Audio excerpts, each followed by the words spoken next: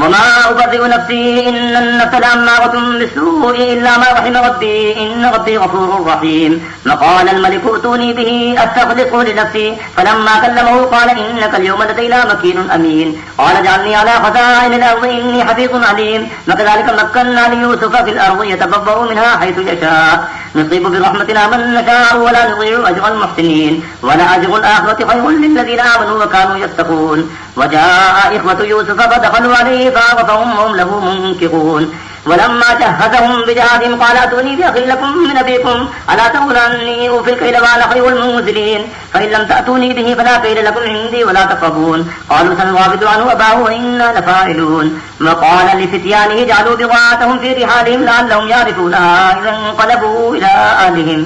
إذا انقلبوا إلى أهلهم لعلهم يرجعون. فلما رجعوا إلى أبيهم قالوا يا أبانا منع منا الكيل فأرسل معنا أخانا نكتل وإنا له لحافظون. قال هل آمنكم عليه إلا كما أمنتكم على أخيه من قبل فالله خير حافظا وهو أرحم الراحمين. ولما فتحوا متاعهم وجدوا بضاعتهم ردت إليهم قالوا يا أبانا ما نبغي هذه بضاعتنا ردت إلينا ونمير أهلنا ونحفظ أخانا ونزداد كيل بعير ذلك كيل يسير. قال لن أرسله معكم حتى تؤتوني موثقا من الله لتأتونني به إلا أن يحاط بكم. فلما آتوه موثقهم قال الله على ما نقول وكيل. وقال يا بني لا تدخلوا من باب واحد وادخلوا من أبواب متفرقة وما أغني عنكم من الله من شيء إن الحكم إلا لله عليه توكلت وعليه فليتوكل المتوكلون. ولما دخلوا من حيث أمرهم أبوهم ما كان يغني عنهم من الله من شيء إلا حاجة في نفس يعقوب قضاها وإنه لذو علم لما علمناه ولكن أكثر الناس لا يعلمون.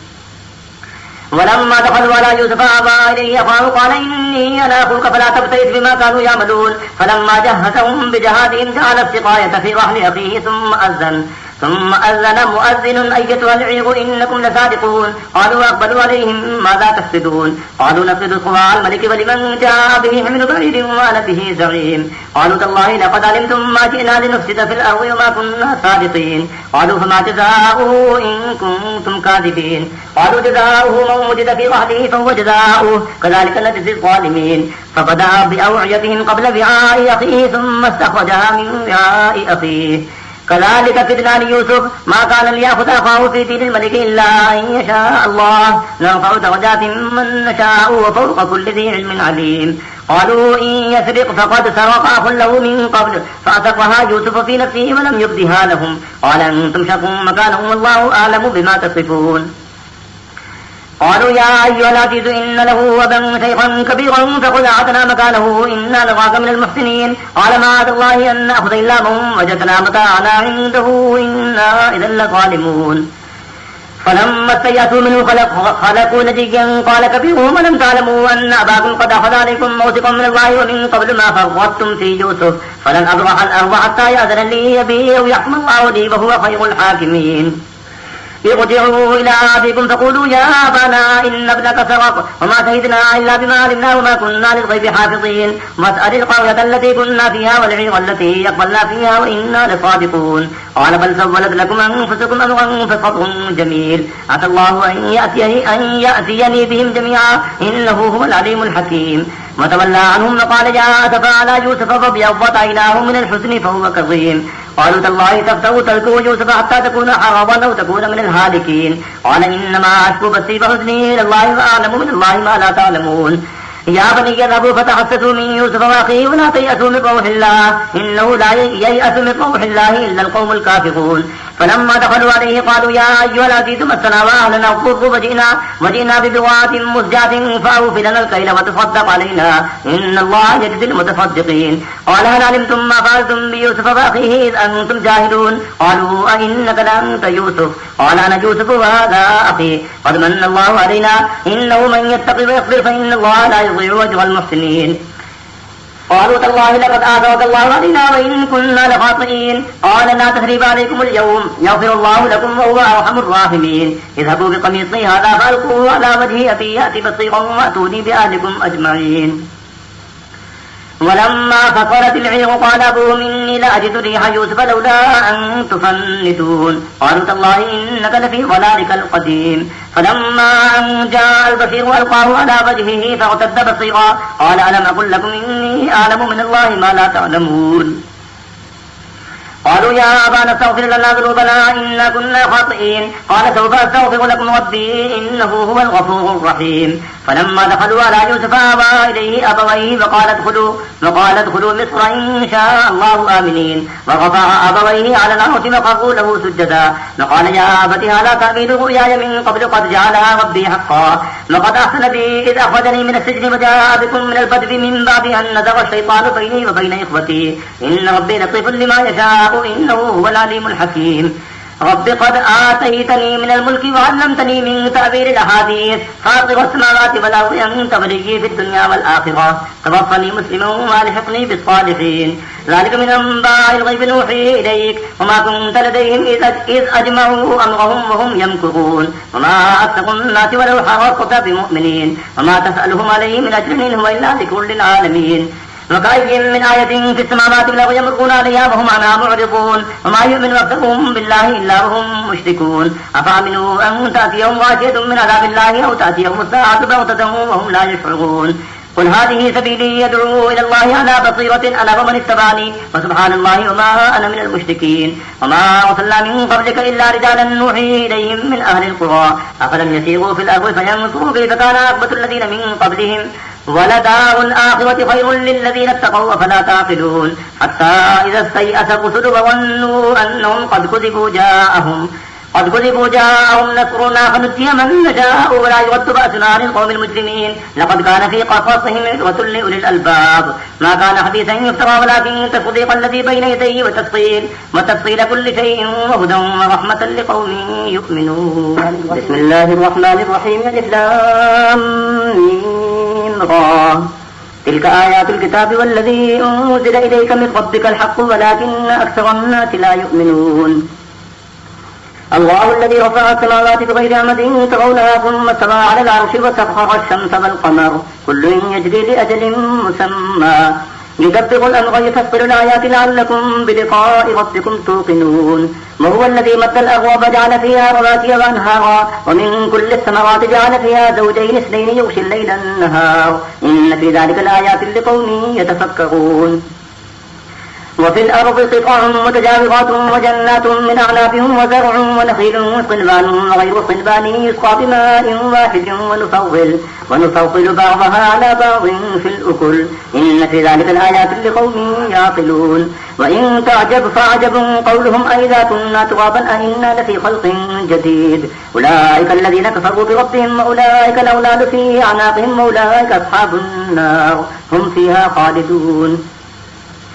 ويستعجلونك بالسيئة قبل الحسنة وقد خلت من قبلهم المثلات وإن ربك لذو مغفرة للناس على ظلمهم وإن ربك لشديد العقاب ويقول الذين كفروا لولا أنزل عليه آية من ربه إنما أنت منذر ولكل قوم هاد الله يعلم ما تحمل كل أنثى وما تغيظ الأرحام وما تزداد وكل شيء عنده بمقدار عالم الغيب والشهادة الكبير المتعال سواء منكم من أسر القول ومن جهر به ومن هو مستخف بالليل وسارب بالنهار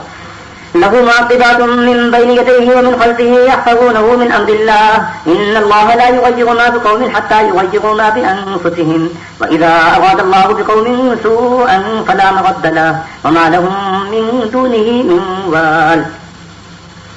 هو الذي يريكم البرق خوفا وطمعا وينشئ السحاب الثقال ويسبح الرعد بحمده والملائكة من خيفته ويرسل الصواعق فيصيب بها من يشاء وهم يجادلون في الله وهو شديد المحال له دعوة الحق والذين يدعون من دونه لا يستجيبون لهم بشيء إلا كباسط كفيه إلى الماء ليبلغ فاه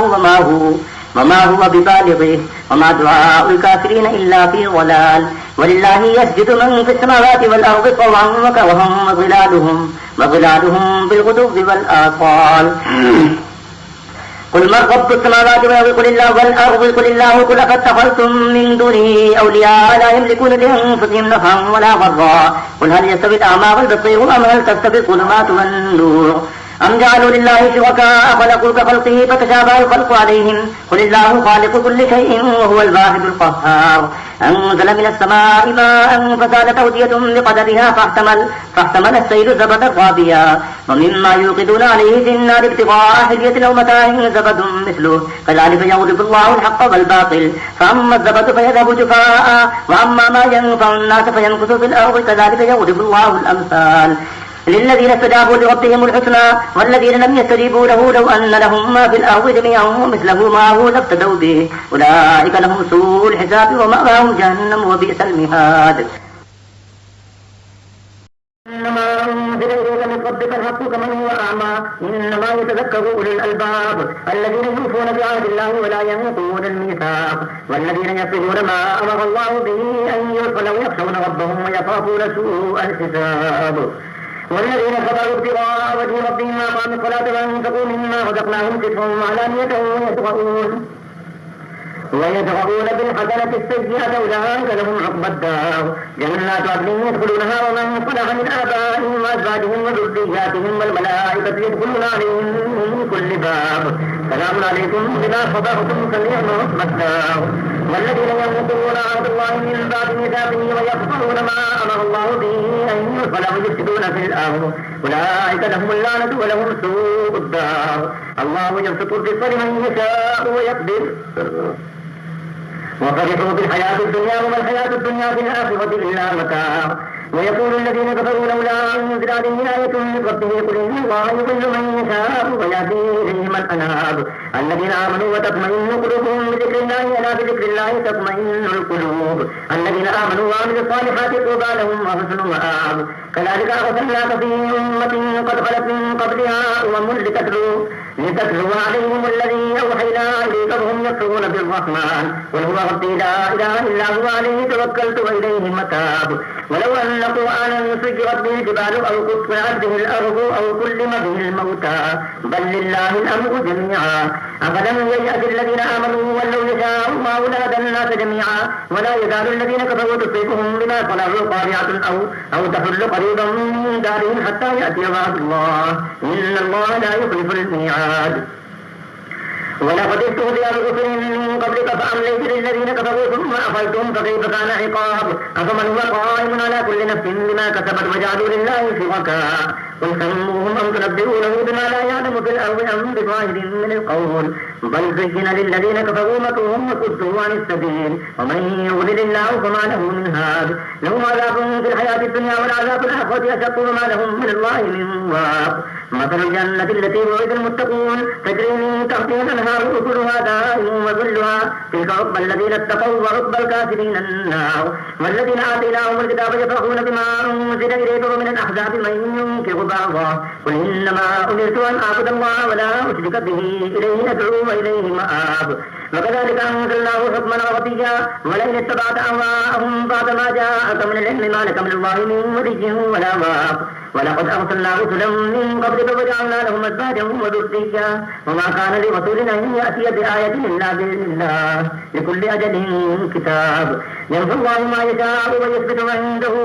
الكتاب وإما نرينك بعض الذين نعدهم أو نتوفينك فإنما عليك البلاغ وعلينا الحساب أولم يروا أنا نأتي الأرض ننقصها من أطرافها والله يحكم لا معقب لحكمه وهو سريع الحساب لقد مكر الذين من قبلهم فلله المكر جميعا يعلم ما تكسب كل نفس وسيعلم الكفار لمن عقبى الدار ويقول الذين كفروا لست مرسلا قل كفى بالله شهيدا بيني وبينكم ومن عنده علم الكتاب بسم الله الرحمن الرحيم الإسلام وكتاب أنزلناه إليك لتخرج الناس من الظلمات إلى النور بإذن ربهم إلى صراط العزيز الحميد الله الذي له ما في السماوات وما في الأرض وويل للكافرين من عذاب شديد الذين يستحبون الحياة الدنيا على الآخرة ويصدون عن سبيل الله ويبغونها عوجا أولئك في ضلال بعيد وما أرسلنا من رسول إلا بلسان قومه ليبين لهم فيضل الله من يشاء ويهدي من يشاء وهو العزيز الحكيم ولقد أرسلنا موسى بآياتنا أن يخرج قومك من الظلمات إلى النور وذكرهم بأيام الله إن في ذلك الآيات لكل صبار شكور وإذ قال موسى لقومه اذكروا نعمة الله عليكم إذ أنجاكم من آل فرعون يسومونكم سوء العذاب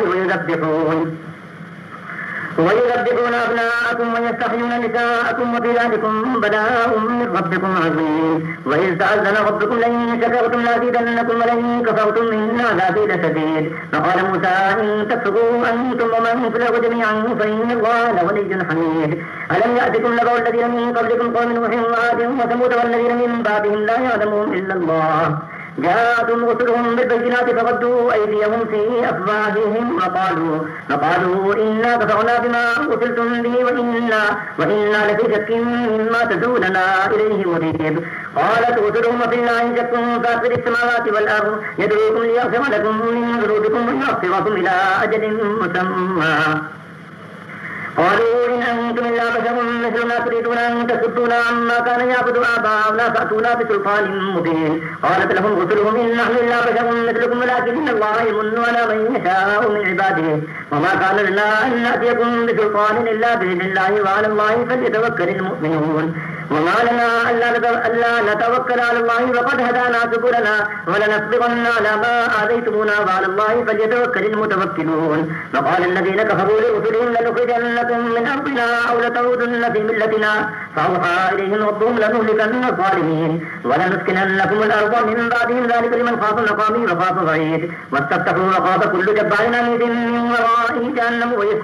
ويسقى من ماء صديد يتجرعه ولا يكاد يسيغه ويأتيه الموت من كل مكان وما هو بميت ومن ورائه عذاب غليظ. مثل الذين كفروا بربهم أعمالهم كرماد اشتدت به الريح في يوم عاصف لا يقدرون مما كسبوا على شيء ذلك هو الضلال البعيد. ألم تروا أن الله خلق السماوات والأرض بالحق يشاء يذهبكم ويأتي بخلق جديد وما ذلك على الله بعزيز. وبرزوا لله جميعا فقال الضعفاء للذين استكبروا إنا كنا لكم تبعا فهل أنتم مغنون عنا من عذاب الله من شيء. قالوا لو هدانا الله لهديناكم سواء علينا أجزعنا أم صبرنا ما لنا من محيص. وقال الشيطان لما قضي الأمر إن الله وعدكم وعد الحق ووعدتكم فأخلفتكم وما كان لي عليكم من سلطان إلا أن دعوتكم فاستجبتم لي فلا تلوموني ولوموا أنفسكم ما أنا بمصرخكم وما أنتم بمصرخي إني كفرت بما أشركتموني من قبل إن الظالمين لهم عذاب أليم. وأدخل الذين آمنوا وعملوا الصالحات جنات تجري من تحتها الأنهار خالدين فيها بإذن ربهم تحيتهم فيها سلام.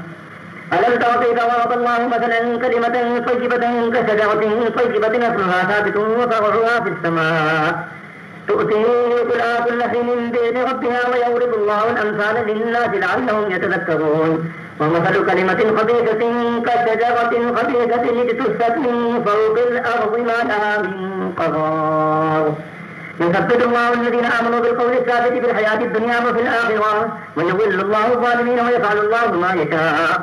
ألم تر إلى الذين بدلوا نعمة الله كفرا وأحلوا قومهم دار البوار جهنم يصلونها وبئس القرار وجعلوا لله أندادا ليضلوا عن سبيله قل تمتعوا فإن مصيركم إلى النار.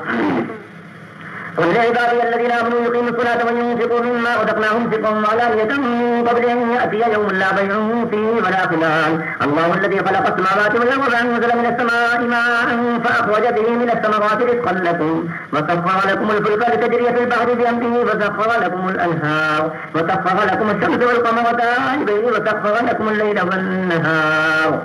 وآتاكم من كل ما سألتموه وإن تعدوا نعمة الله لا تحصوها إن الإنسان لظلوم كفار.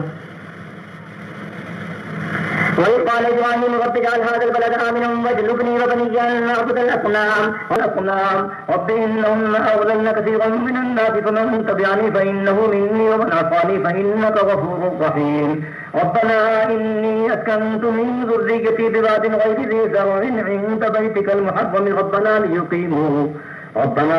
الصلاة فاجعل أفئدة من الناس تهوي إليهم وارزقهم من الثمرات لعلهم يشكرون. ربنا إنك تعلم ما نخفي وما نعلن وما يخفى على الله من شيء في الأرض ولا في السماء. الحمد لله الذي وهب لي على الكبر إسماعيل وإسحاق إن ربي لسميع الدعاء. رب اجعلني مقيم الصلاة ومن ذريتي ربنا وتقبل دعاء. ربنا اغفر لي ولوالدي وللمؤمنين يوم يقوم الحساب.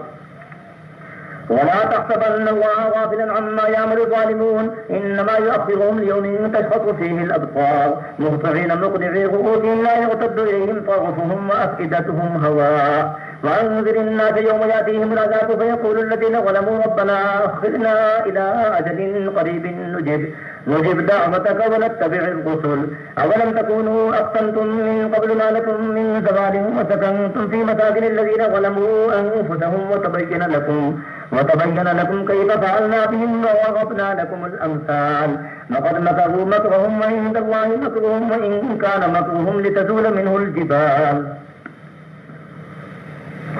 فلا تحسبن الله مخلف وعده رسله إن الله عزيز ذو انتقام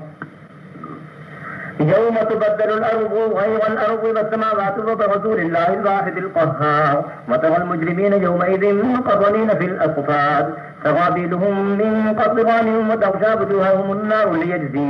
ليجزي الله كل نفس ما كسبت إن الله سريع الحساب هذا بلاغ للناس ولينذروا به وليعلموا أنما هو إله واحد وليذكر أولو الألباب بسم الله الرحمن الرحيم الف لام را تلك آيات الكتاب والقرآن